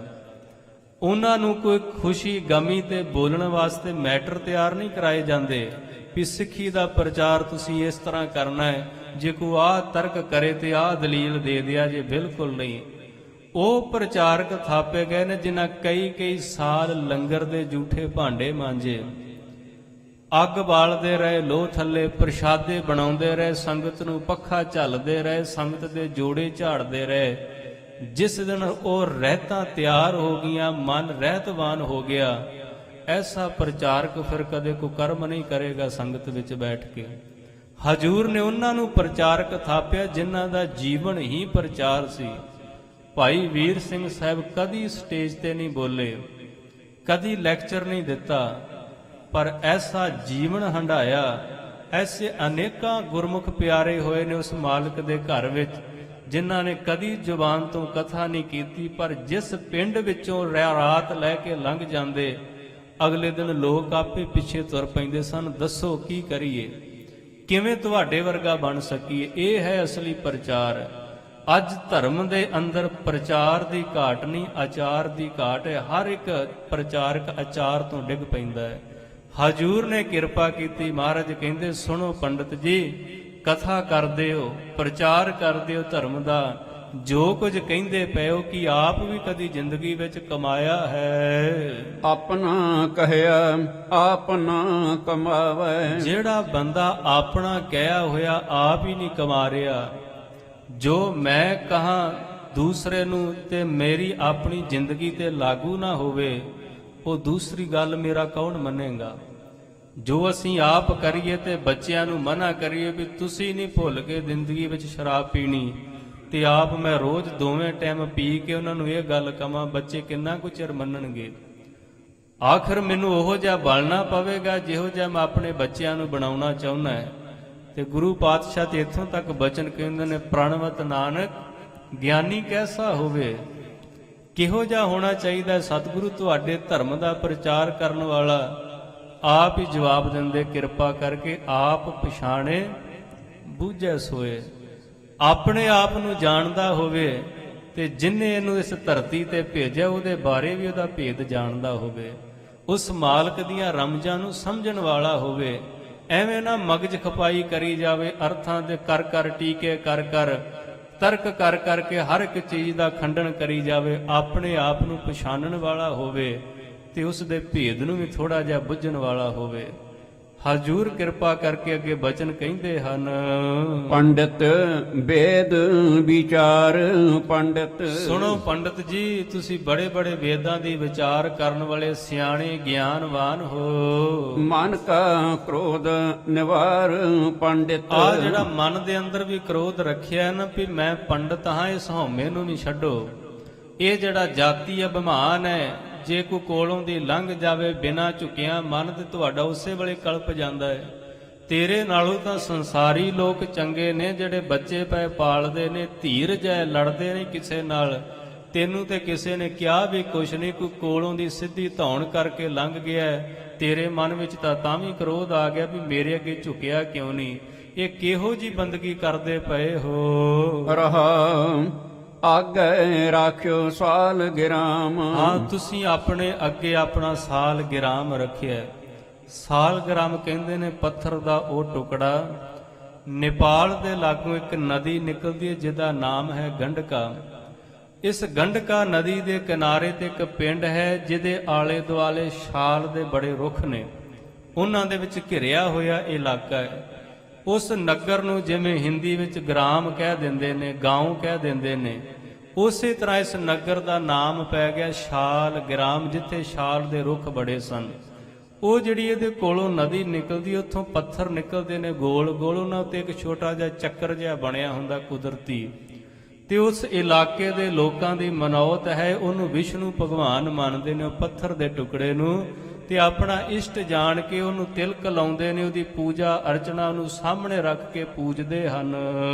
ਮਨ ਕੀਨੋ ਦਹਿ ਦਿਸ ਬਿਸਰਾਮ। ਮਹਾਰਾਜ ਕਹਿੰਦੇ ਸਾਹਮਣੇ ਤੂੰ ਸਾਲਗ੍ਰਾਮ ਰੱਖਿਆ ਆਪਣਾ ਇਸ਼ਟ, ਤੇ ਮਨ ਤੇਰਾ ਦਸੇ ਦਸ਼ਾਵਾਂ ਦੀ ਯਾਤਰਾ ਕਰਦਾ ਪਿਆ ਹੈ। ਤਿਲਕ ਚਰਾਵੈ ਪਾਈ ਪਾਏ। ਤੂੰ ਇਹਨੂੰ ਤਿਲਕ ਵੀ ਲਾਉਣਾ ਹੈ, ਤੂੰ ਇਹਨੂੰ ਨਮਸਕਾਰ ਵੀ ਕਰਦਾ ਹੈ, ਤੂੰ ਸਭ ਕੁਝ ਕਰਦਾ ਹੈ। ਲੋਕ ਪਚਾਰਾ ਅੰਧ ਕਮਾਏ। ਤੇ ਲੋਕਾਂ ਨੂੰ ਪਰਚਾਉਣ ਵਾਸਤੇ ਤੂੰ ਇਹ ਸਾਰਾ ਕੁਝ ਕਰਦਾ ਹੈ, ਨਾ ਕਿ ਆਪਣੇ ਜੀਵਨ ਦੇ ਭਲੇ ਦੀ ਖਾਤਰ।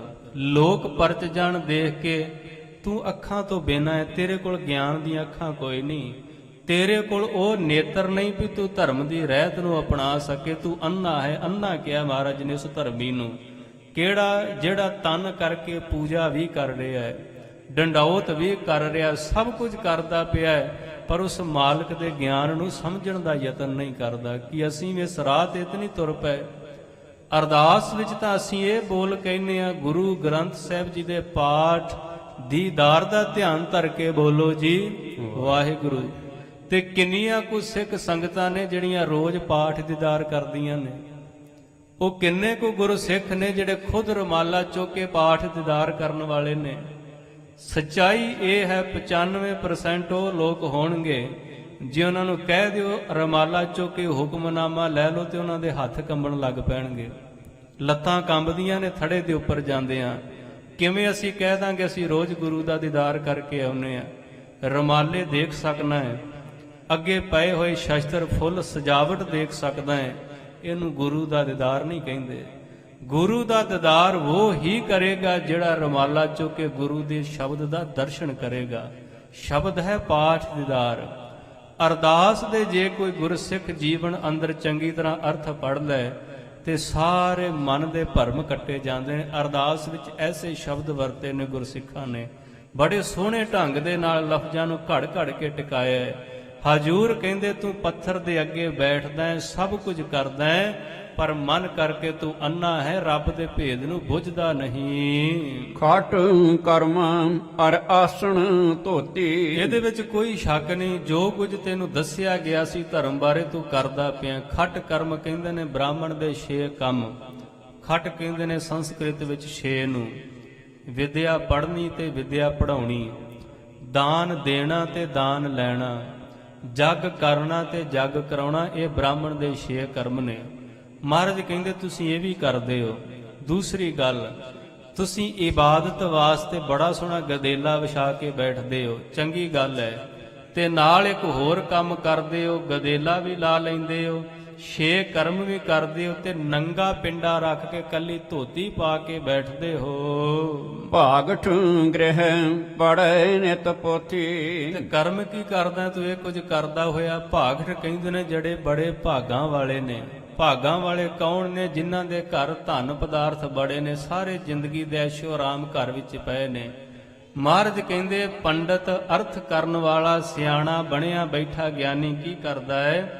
ਭਾਗਠ ਪੜ੍ਹੈ, ਭਾਗਠ ਗ੍ਰਹਿ ਪੜ੍ਹੇ ਨਿਤ ਪੋਥੀ। ਉਹਨਾਂ ਘਰਾਂ ਦੇ ਵਿੱਚ ਜਾਂਦਾ ਜਿੱਥੇ ਧਨ ਪਦਾਰਥ ਨੂੰ ਚੰਗਾ ਮਿਲ ਸਕੇ, ਉੱਥੇ ਜਾ ਕੇ ਫਿਰ ਪੋਥੀ ਪੜ੍ਹਦਾ ਹੈ, ਤੇ ਜਾ ਕੇ ਉਹਦੇ ਅਰਥ ਕਰਕੇ ਗਿਆਨ ਦੁਆਰਾ ਉਹਨਾਂ ਦੇ ਅੱਗੇ ਵੱਡਾ ਬਣਦਾ ਵੀ ਦੇਖੋ ਰੱਬ ਨੂੰ ਇਵੇਂ ਮਿਲਿਆ ਜਾਂਦਾ ਹੈ, ਉਹ ਇਸ ਤਰ੍ਹਾਂ ਮਿਲਦਾ ਹੈ। ਤੁਸੀਂ ਆ ਚੀਜ਼ ਦਾ ਦਾਨ ਕਰੋ, ਇਸ ਰੰਗ ਦੀ ਦਾਲ ਚੜਾਓ, ਇਸ ਦਿਨ ਇਸ ਦੇਵਤੇ ਦੀ ਪੂਜਾ ਕਰੋ, ਤੇ ਤੁਸੀਂ ਤਰ ਜਾਓਗੇ।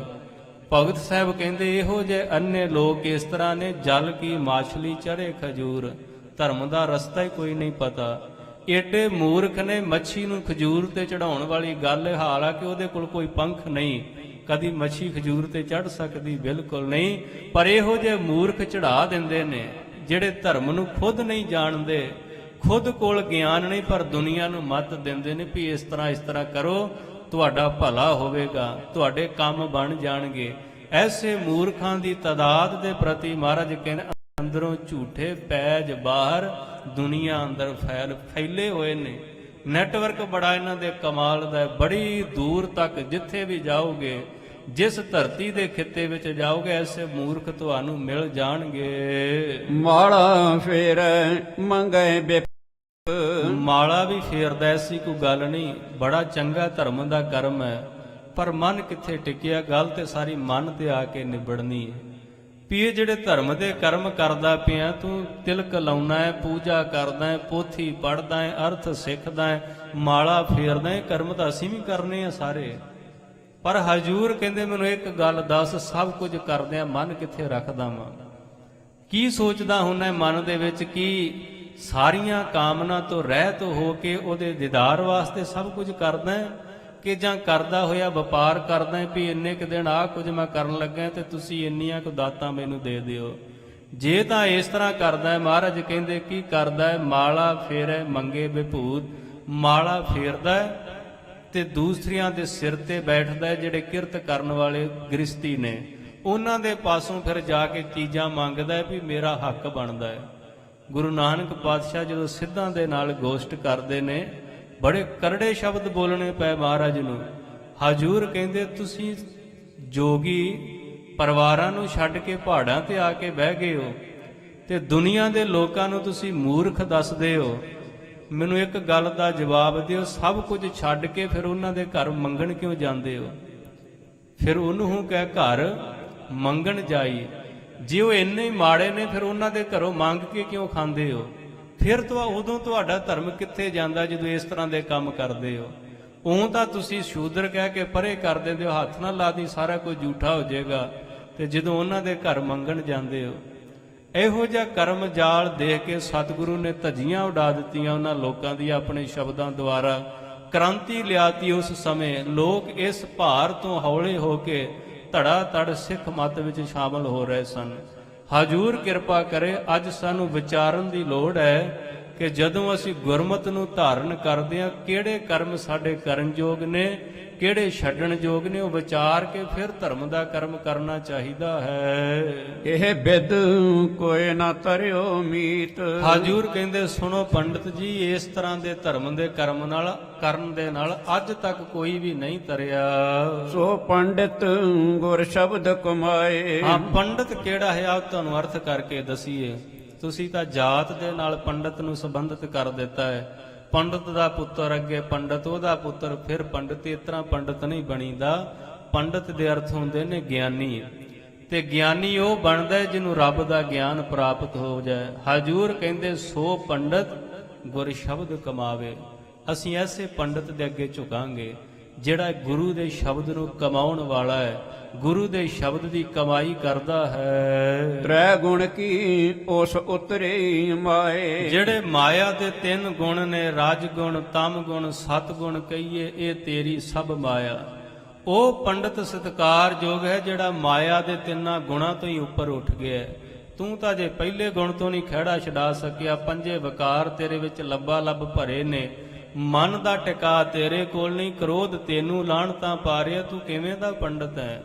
ਇਹੋ ਜਿਹਾ ਪੰਡਤ ਨਹੀਂ। ਸੋ ਪੰਡਤ ਗੁਰ ਸ਼ਬਦ ਕਮਾਵੇ, ਤ੍ਰੈ ਗੁਣ ਕੀ ਉਸ ਉਤਰੀ ਮਾਏ। ਉਸ ਸ਼ਬਦ ਦੀ ਕਮਾਈ ਕਰਕੇ ਉਹ ਮਾਇਆ ਦੇ 3 ਗੁਣਾਂ ਤੋਂ ਨਿਰਲੇਪ ਹੋ ਕੇ ਚੌਥੇ ਨੂੰ ਪਛਾਣ ਲੈਂਦਾ ਹੈ। ਚਤੁਰ ਵੇਦ ਪੂਰਨ ਹਰਿ ਨਾਏ। ਹਾਂ, ਜਿਹੜੇ ਚਤੁਰ ਵੇਦਾਂ, 4 ਵੇਦਾਂ ਦੀ ਤੂੰ ਵਿਆਖਿਆ ਕਰਦਾ ਅਰਥਾਂ ਸਮੇਤ, ਉਹ ਵੀ ਉਸ ਰੱਬ ਦੇ ਨਾਮ ਦੇ ਵਿੱਚ ਹੀ ਸਮਾਏ ਹੋਏ ਨੇ। ਨਾਨਕ ਤਿਸ ਕੀ ਸਰਣੀ ਪਾਏ। ਗੁਰੂ ਨਾਨਕ ਪਾਤਸ਼ਾਹ ਕਹਿੰਦੇ ਅਸੀਂ ਉਸੇ ਪਰਮੇਸ਼ਰ ਦੀ ਸ਼ਰਨ ਵਿੱਚ ਪਏ ਹਾਂ ਜਿਹਦੇ ਨਾਮ ਦੇ ਵਿੱਚ ਸਾਰੇ ਵੇਦ, ਸਾਰੇ ਗ੍ਰੰਥ ਸਮਾਏ ਹੋਏ ਨੇ।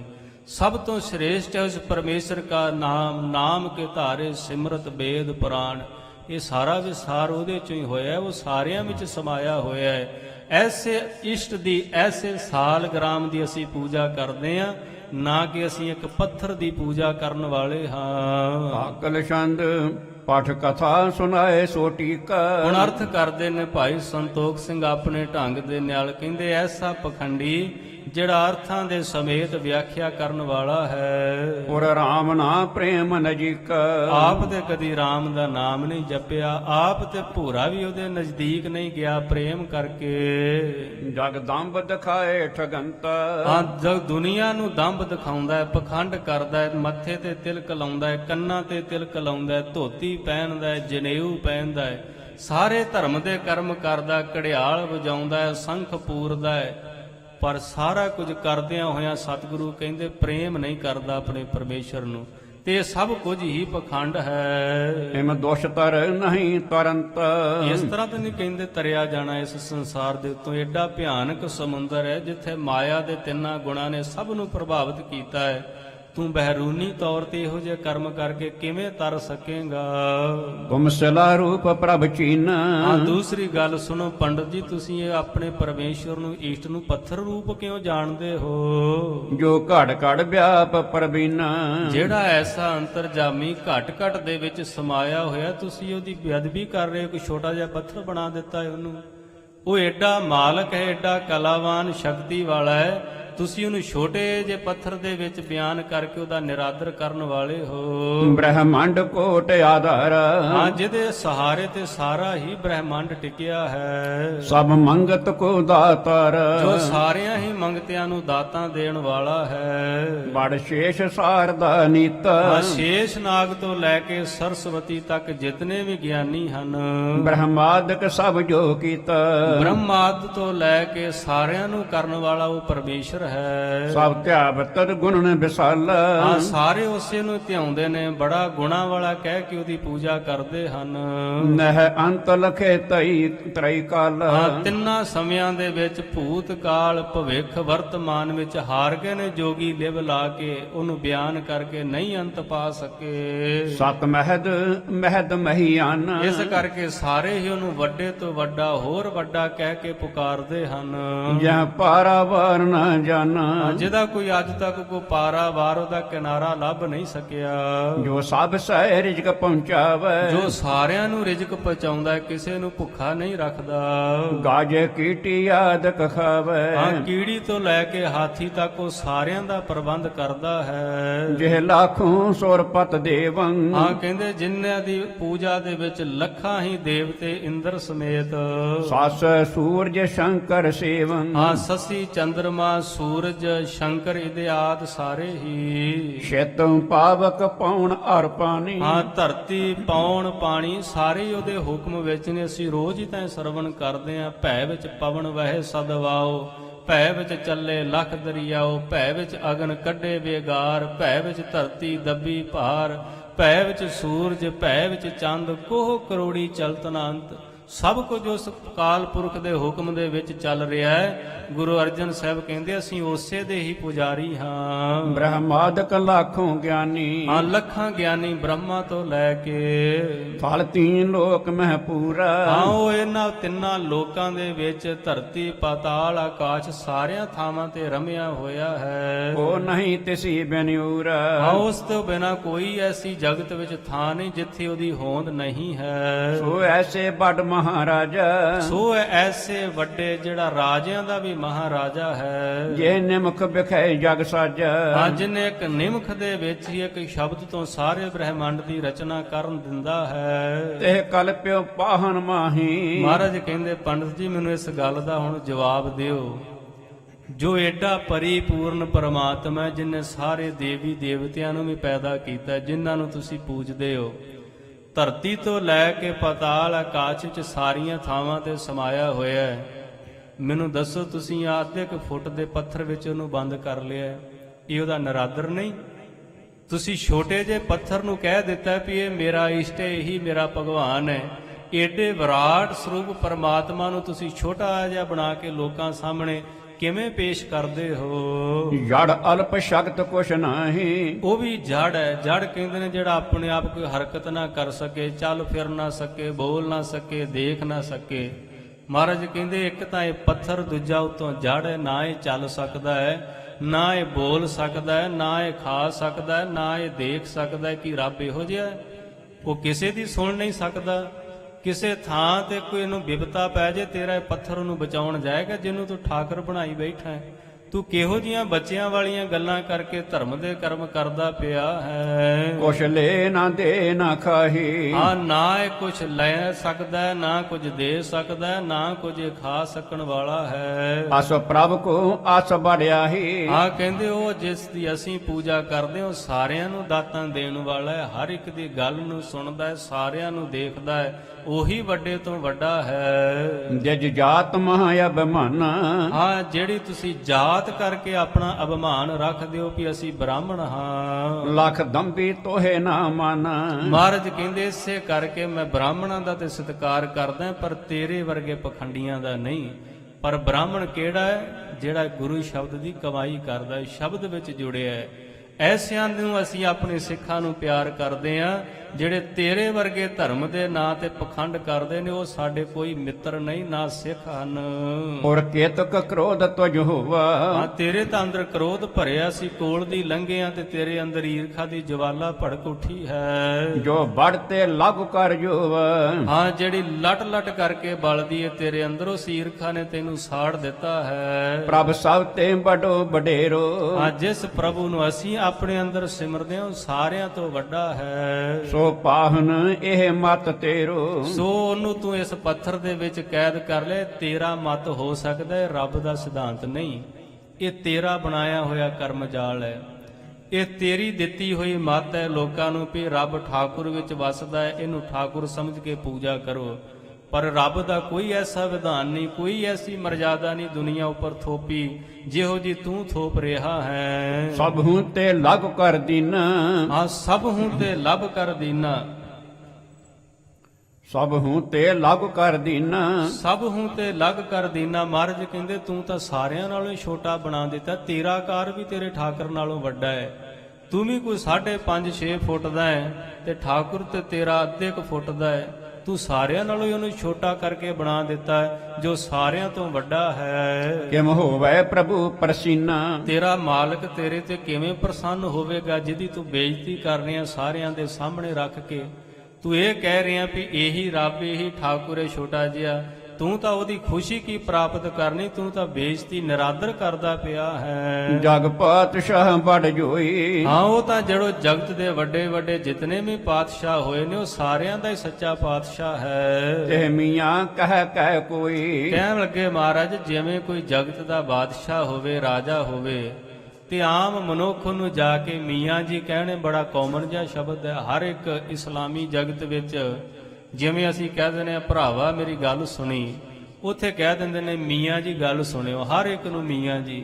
ਮਹਾਰਾਜ ਕਹਿੰਦੇ ਗੱਲ ਸੁਣ, ਜਿਸ ਠਾਕੁਰ ਨੂੰ ਤੂੰ ਏਡਾ ਕੁ ਬਿਆਨ ਕਰਦਾ ਪਿਆ, ਇਹ ਤਾਂ ਇਸ ਤਰ੍ਹਾਂ ਇਹਦਾ ਨਿਰਾਦਰ ਕਰਨਾ ਜਿਵੇਂ ਕੋਈ ਦੇਸ਼ ਦੇ ਰਾਜੇ ਨੂੰ ਮੀਆਂ ਜੀ ਕਹਿ ਕੇ ਬੁਲਾਵੇ। ਮਨ ਲਖਾਏ ਕਰੂੰ ਵਡਿਆਈ, ਤੇ ਮਨ ਵਿੱਚ ਇਹ ਸੋਚੇ ਵੀ ਮੈਂ ਬੜਾ ਆਦਰ ਦਿੱਤਾ ਇਹਨੂੰ ਮੀਆਂ ਜੀ ਆਖਿਆ ਹੈ। ਕਿ ਮਰੀਜ ਹੈ ਦੇਹੋ 부ਝਾਈ, ਦੱਸੋ ਵੀ ਉਹ ਬਾਦਸ਼ਾਹ ਉਸ ਬੰਦੇ ਤੇ ਖੁਸ਼ ਹੋਵੇਗਾ ਜਿਹਨੂੰ ਉਹ ਮੀਆਂ ਜੀ ਕਹਿ ਕੇ ਬੁਲਾ ਰਿਹਾ ਹੈ, ਕਿਉਂਕਿ ਬੜਾ ਕਾਮਨ ਜਿਹਾ ਸ਼ਬਦ ਹੈ, ਹਰ ਇੱਕ ਨੂੰ ਮੀਆਂ ਜੀ ਕਿਹਾ ਜਾ ਸਕਦਾ ਹੈ। ਇਸ ਕਰਕੇ ਹਜੂਰ ਕਹਿੰਦੇ ਉਹ ਜੋ ਪਰਿਪੂਰਨ ਪਰਮਾਤਮਾ ਹੈ, ਤੂੰ ਤਾਂ ਦੁਨੀਆ ਦਾ ਛੋਟਾ ਜਿਹਾ ਮੀਆਂ ਜੀ ਬਣਾ ਕੇ ਪੇਸ਼ ਕਰ ਦਿੱਤਾ ਹੈ। ਤਾਂ ਹੀ ਕਬੀਰ ਸਾਹਿਬ ਨੂੰ ਕਹਿਣਾ ਪਿਆ ਬਨਾਰਸ ਵਿੱਚ ਦੇਖ ਕੇ, ਕਾਂਸ਼ੀ ਵਿੱਚ ਦੇਖ ਕੇ, ਬਈ ਲੋਗਨ ਰਾਮ ਖਿਲਾਉਣਾ ਜਾਣਾ, ਖਿਡੌਣਾ ਬਣਾ ਲਿਆ ਰੱਬ ਨੂੰ। ਬਸ ਕੱਛ ਵਿੱਚ ਹੀ ਲਈ ਫਿਰਦੇ ਨੇ, ਹੱਥ ਵਿੱਚ ਪਕੜੇ ਨੇ ਆਪੋ ਆਪਣੇ ਠਾਕੁਰ, ਜਿੱਥੇ ਮਰਜ਼ੀ ਕੱਢ ਕੇ ਬਹਿ ਜਾਂਦੇ ਨੇ ਵੀ ਬਸ ਇਹੀ ਰੱਬ ਹੈ। ਤੇ ਲੋਕਾਂ ਨੂੰ ਕਹਿੰਦੇ ਨੇ ਇੱਥੇ ਆ ਕੇ ਮੱਥਾ ਟੇਕੋ, ਚੜਾਵਾ ਚੜਾਓ, ਸਭ ਕੁਝ ਹੀ ਮਿਲੇਗਾ।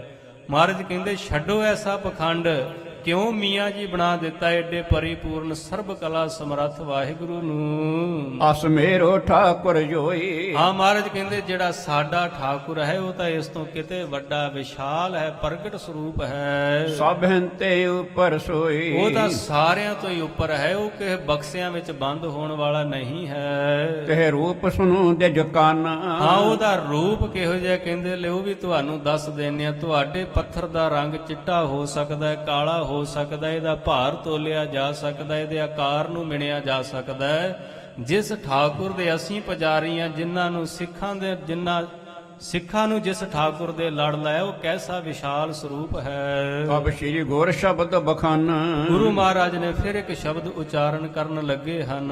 ਆਸਾ ਮਹੱਲਾ ਪੰਜਵਾ। ਆਸਾ ਰਾਗ ਦੇ ਵਿੱਚ ਧੰਨ ਗੁਰੂ ਅਰਜਨ ਸਾਹਿਬ ਬਖਸ਼ਿਸ਼ ਕਰਦੇ ਹਨ। ਆਠ ਪਹਰ ਉਦਕ ਇਸ਼ਨਾਨੀ। ਆਠ ਪਹਿਰ ਉਦਕ ਇਸ਼ਨਾਨੀ। ਜਿਸ ਸ਼ਬਦ ਦੀਆਂ ਰਹਾਉ ਵਾਲੀਆਂ ਪੰਕਤੀਆਂ ਨੂੰ ਪਹਿਲਾਂ ਪੜ੍ਹ ਲਈਏ ਬਾਕੀ ਸਾਰਾ ਸ਼ਬਦ ਉਸੇ ਵੇਲੇ ਸਮਝ ਵਿੱਚ ਪੈ ਜਾਏਗਾ, ਨਹੀਂ ਤੇ ਅਰਥ ਸਮਝ ਵਿੱਚ ਨਹੀਂ ਪੈਂਦੇ।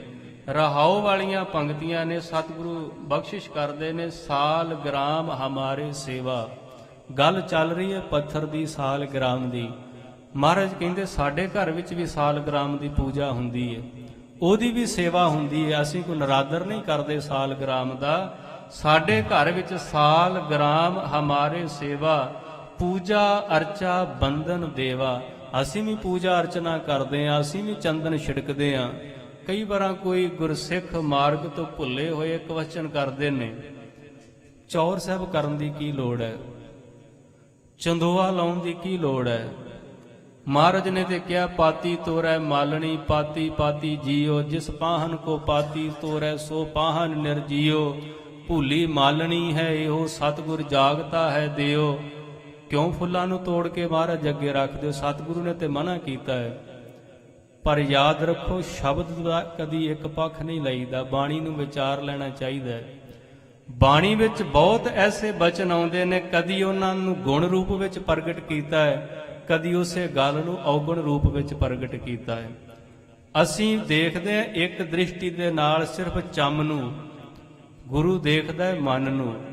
ਇਸ ਕਰਕੇ ਜਦੋਂ ਸਤਿਗੁਰੂ ਐਸੇ ਬਚਨ ਕਰਦੇ ਨੇ, ਇੱਕਦਮ ਇਹ ਨਹੀਂ ਕਹਿ ਦੇਣਾ ਚਾਹੀਦਾ ਸੰਗਤ ਵਿੱਚ ਛੱਡ ਦਿਓ ਸਾਰਾ ਕੁਝ, ਪਖੰਡ ਚੱਲ ਰਿਹਾ ਧਰਮ ਦੇ ਨਾਂ ਤੇ।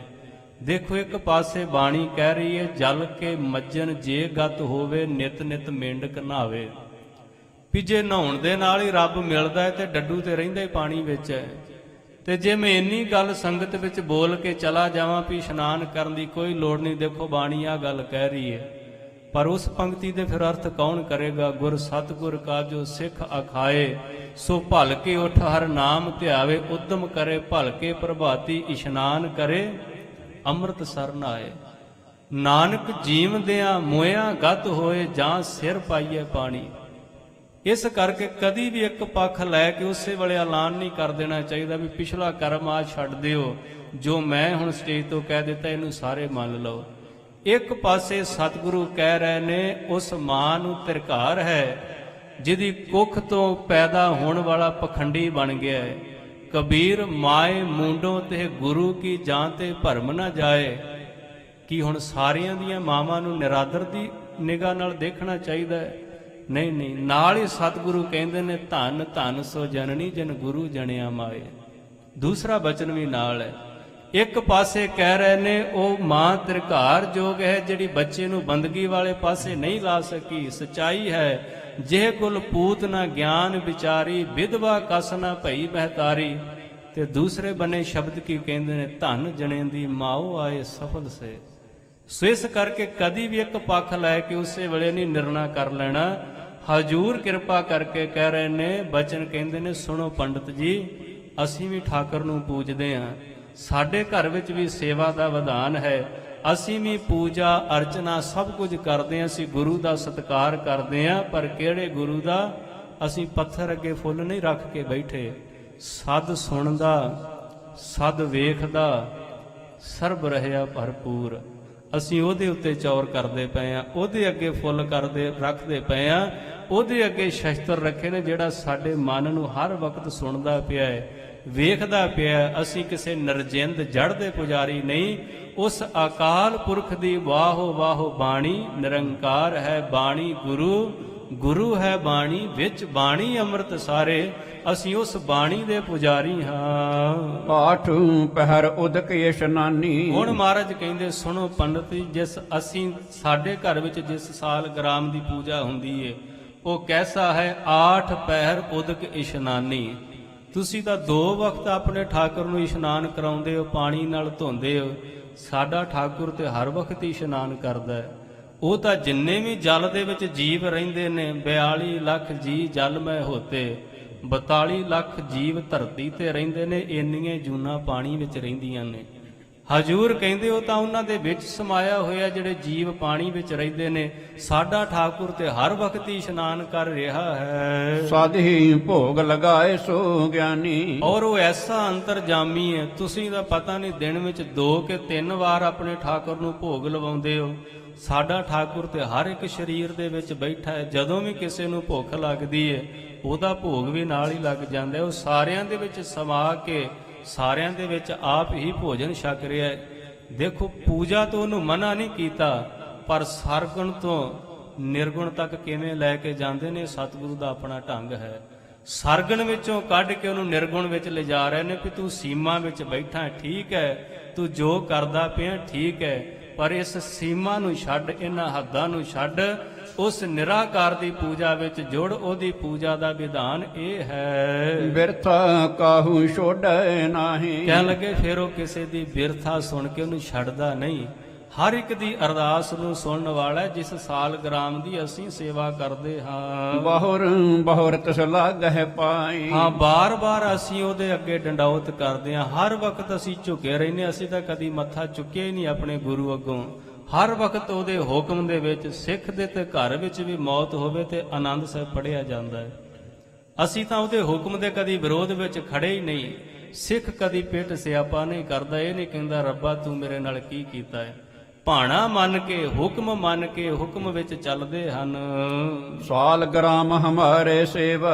ਮਹਾਰਾਜ ਕਹਿੰਦੇ ਐਸੇ ਸਾਲਗ੍ਰਾਮ ਦੀ ਸਾਡੇ ਘਰ ਵਿੱਚ ਵੀ ਸੇਵਾ ਹਰ ਵਕਤ ਹੁੰਦੀ ਹੈ। ਪੂਜਾ ਵਰਚਾ ਬੰਧਨ ਦੇਵ। ਅਸੀਂ ਵੀ ਪੂਜਾ ਅਰਚਨਾ ਕਰਦੇ ਹਾਂ, ਅਸੀਂ ਵੀ ਛਿੰਟ ਛਿੜਕਦੇ ਹਾਂ, ਸਾਰੇ ਤਰ੍ਹਾਂ ਕਰਕੇ ਆਦਰ ਦੇਨੇ ਹਾਂ ਆਪਣੇ ਇਸ ਠਾਕੁਰ ਨੂੰ। ਰਹਾ ਘੰਟਾ ਜਾਂ ਕਾ ਸੁਣੀਐ ਚੌਂਕੁੰਟ। ਪੰਡਤ ਜੀ, ਤੁਸੀਂ ਘੰਟਾ ਵਜਾਉਂਦੇ ਹੋ ਆਰਤੀ ਉਤਾਰਨ ਤੋਂ ਪਹਿਲਾਂ, ਜਿਵੇਂ ਘੜਿਆਲ ਵਜਾਉਣਾ, ਸੰਖ ਪੂਰਨਾ, ਤੁਹਾਡੇ ਤਾਂ ਘੰਟੇ ਦੀ ਆਵਾਜ਼ ਪਤਾ ਨਹੀਂ ਹੈ ਕਿਲੋਮੀਟਰ ਤੱਕ ਜਾਂਦੀ ਹੈ ਕਿ ਨਹੀਂ, ਪਰ ਜਿਸ ਮਾਲਕ ਦੀ ਅਸੀਂ ਪੂਜਾ ਕਰਦੇ ਹਾਂ, ਆਰਤੀਆਂ ਉਤਾਰਦੇ ਹਾਂ, ਉਹਦਾ ਘੰਟਾ ਤੇ ਚਾਰੇ ਦਿਸ਼ਾਵਾਂ, ਚਾਰੇ ਯੁੱਗਾਂ ਦੇ ਵਿੱਚ ਸੁਣਾਈ ਦੇ ਰਿਹਾ ਹੈ। ਆਸਨ ਜਾ ਕਾ ਸਦਾ ਬੈਕੁੰਠ। ਹਾਂ, ਤੁਸੀਂ ਇੱਥੇ ਆਸਣ ਲਾਇਆ ਆਪਣੇ ਠਾਕੁਰ ਦਾ। ਸਾਡੇ ਮਾਲਕ ਦਾ ਜਿਹੜਾ ਠਾਕੁਰ ਦਾ ਆਸਣ ਹੈ ਉਹ ਬੈਕੁੰਠ ਥਾਂ ਤੇ ਹੈ। ਸਾਧ ਸੰਗਤ ਜਿੱਥੇ ਹਰ ਵਕਤ ਪਰਮੇਸ਼ਰ ਦੀ ਕੀਰਤੀ ਹੈ। ਭਾਈ ਗੁਰਦਾਸ ਗੁਰੂ ਦੀ ਬਾਣੀ ਨੇ ਉਹਨੂੰ ਬੈਕੁੰਠ ਧਾਮ ਮੰਨਿਆ ਹੈ। ਸਤਿਗੁਰੂ ਕਹਿੰਦੇ ਮੇਰਾ ਠਾਕੁਰ ਉਹਨਾਂ ਗੁਰਮੁਖਾਂ ਦੇ ਹਰ ਵਕਤ ਕੋਲ ਬੈਠਦਾ ਹੈ ਜਿਹੜੇ ਸੰਗਤ ਵਿੱਚ ਬੈਠ ਕੇ ਗੁਰੂ ਦੀ ਉਪਾਸਨਾ ਕਰਦੇ ਹਨ। ਜਾ ਕਾ ਚਵਰ ਸਭ ਉਪਰ ਝੂਲੈ। ਤੂੰ ਤਾਂ ਇੱਥੇ ਮੱਖੀਆਂ ਡਾਉਣ ਵਾਸਤੇ ਚੌਰ ਝੱਲਦਾ ਹੈ। ਜਿਸ ਸਰਗੁਣ ਨਿਰਗੁਣ ਦੀ ਅਸੀਂ ਪੂਜਾ ਕਰਦੇ ਹਾਂ, ਉਹਦਾ ਚੌਰ ਸਾਰੀ ਦੁਨੀਆ ਦੇ ਉੱਪਰ ਝੁੱਲਦਾ ਪਿਆ ਪਵਨ ਦੇ ਰੂਪ ਵਿੱਚ। ਕਾ ਧੂਪ ਸਦਾ ਪਰ ਫੁੱਲੈ। ਤੇਰੀ ਧੂਪ ਤੇ ਹੋਰ 10 ਮਿੰਟਾਂ ਨੂੰ ਬੰਦ ਹੋ ਜਾਣੀ, ਇਹਨੇ ਸੜ ਕੇ ਸਵਾਹ ਹੋ ਜਾਣਾ ਹੈ। ਮੇਰੇ ਮਾਲਕ ਦੀ ਧੂਪ ਦੇਖ, ਰੰਗ ਬਰੰਗੇ ਫੁੱਲ ਪੈਦਾ ਕੀਤੇ ਨੇ, ਵੱਖ-ਵੱਖ ਸੁਗੰਧੀ ਵਾਲੀਆਂ ਕਲੀਆਂ ਖਿੜੀਆਂ ਪਈਆਂ ਨੇ, ਉਹਦੀ ਤਾਂ ਧੂਪ ਸਦਾ ਹੀ ਚੱਲ ਰਹੀ ਹੈ। ਘੜ ਘੜ ਸੰਪਟ ਹੈ ਰੇ ਜਾਕ। ਤੂੰ ਇੱਕ ਲੱਕੜ ਦੇ ਡੱਬੇ ਵਿੱਚ ਆਪਣੇ ਠਾਕੁਰ ਨੂੰ ਬੰਦ ਕਰ ਲੈਣਾ। ਜਿਸ ਠਾਕੁਰ ਦੀ ਸਿੱਖ ਪੂਜਾ ਕਰਦੇ ਨੇ ਉਹ ਹਰ ਇੱਕ ਘਟ ਘਟ ਦੇ ਵਿੱਚ ਸਮਾਇਆ ਹੈ। ਉਹਨੇ ਹਰ ਇੱਕ ਸਰੀਰ ਨੂੰ ਆਪਣਾ ਡੱਬਾ ਬਣਾਇਆ, ਉਹਦੇ ਵਿੱਚ ਰਹਿੰਦਾ ਹੈ। ਕਰ ਆਸਨ ਡਿਠੋ ਚਾਓ। ਅਭਾਗ ਸਭਾ ਸੰਗ ਹੈ ਸਾਧ। ਹਾਂ, ਉਹ ਕੀ ਕਰਦੇ ਨੇ, ਸਾਲਗ੍ਰਾਮ ਨੂੰ ਆਪਣੇ ਅੱਗੇ ਰੱਖ ਕੇ ਇੱਕ ਖਾਸ ਦਿਸ਼ਾ ਦੇ ਵਿੱਚ ਮੂਰਤੀਆਂ ਰੱਖ ਕੇ ਸਭਾ ਲਾਉਂਦੇ ਨੇ। ਸੰਗਤ ਬਹਿੰਦੀ ਉਹਨਾਂ ਦੀ ਆਪਣੇ ਢੰਗ ਨਾਲ। ਮਹਾਰਾਜ ਕਹਿੰਦੇ ਤੇਰੀ ਸਭਾ ਤੇ ਹੋਰ ਘੰਟੇ 2 ਘੰਟਿਆਂ ਨੂੰ ਬਰਖਾਸਤ ਹੋ ਜਾਣੀ ਹੈ।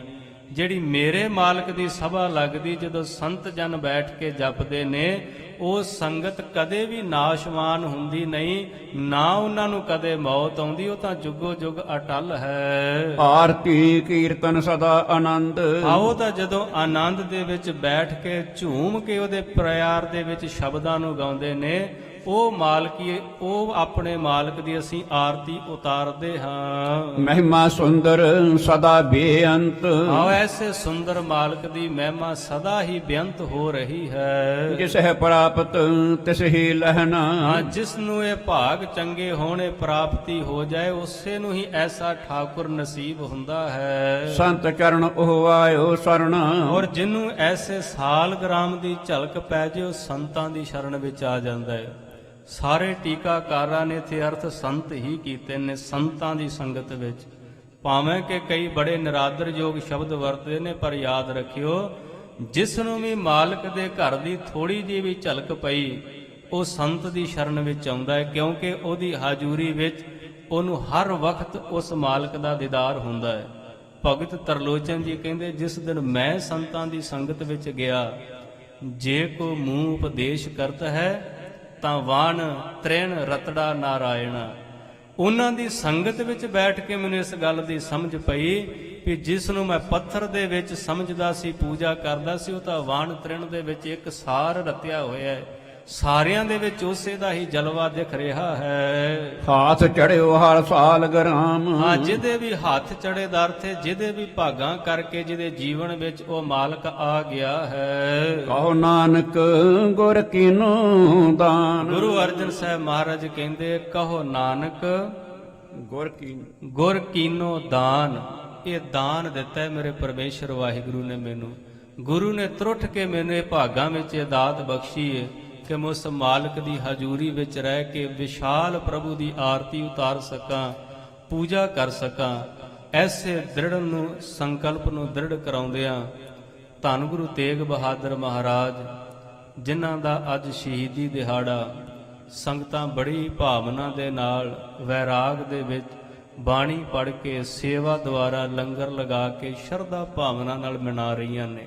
ਆਉਣ ਵਾਲੇ ਦਿਨਾਂ ਵਿੱਚ ਦਾਸ ਬੇਨਤੀ ਕਰੇਗਾ, ਇਤਿਹਾਸ ਬਾਰੇ ਅਸੀਂ ਸਾਰੇ ਜਾਣੂ ਆ। ਠੀਕ ਹੈ, ਵਾਰ-ਵਾਰ ਅਸੀਂ ਦੁਹਰਾਉਂਦੇ ਆ, ਵੈਰਾਗ ਆਉਂਦਾ ਅੰਦਰ, ਯਾਦ ਤਾਜ਼ਾ ਹੁੰਦੀ ਹੈ, ਪਰ ਜੋ ਮਹਾਰਾਜ ਕਹਿ ਕੇ ਗਏ ਨੇ ਕਿ ਅਸੀਂ ਉਹ ਕਮਾ ਰਹੇ ਹਾਂ ਜ਼ਿੰਦਗੀ ਵਿੱਚ, ਬਾਣੀ ਦੁਆਰਾ ਦੇਖਾਂਗੇ ਸਤਿਗੁਰੂ ਏਡੀ ਮਹਾਨ ਕੁਰਬਾਨੀ ਨੂੰ ਦੇਣ ਤੋਂ ਪਹਿਲਾਂ ਸਾਨੂੰ ਕੀ ਕਹਿ ਕੇ ਗਏ ਸਨ ਸਿੱਖਾਂ ਨੂੰ, ਵੀ ਤੁਹਾਡੇ ਵਾਸਤੇ ਮੈਂ ਸੀਸ ਵਾਰਨ ਲੱਗਾ, ਪਰ ਤੁਸੀਂ ਨਾ ਇਸ ਲੀਕ ਤੋਂ ਪਿੱਛੇ ਹਟ ਜਾਣਾ। ਉਹ ਕੀਮਤੀ ਬਚਨ ਆਉਣ ਵਾਲੇ ਦਿਨਾਂ ਵਿੱਚ ਸਾਂਝ ਪਾਵਾਂਗੇ। ਅੱਜ ਇੱਥੇ ਸਮਾਪਤੀ ਹੈ। ਭੁੱਲ ਚੁੱਕ ਦੀ ਖਿਮਾ, ਪਿਆਰ ਨਾਲ ਫਤਿਹ ਗਜਾਓ। ਵਾਹਿਗੁਰੂ ਵਾਹਿਗੁਰੂ ਜੀ ਕਾ ਖਾਲਸਾ, ਵਾਹਿਗੁਰੂ ਜੀ ਕੀ ਫਤਿਹ।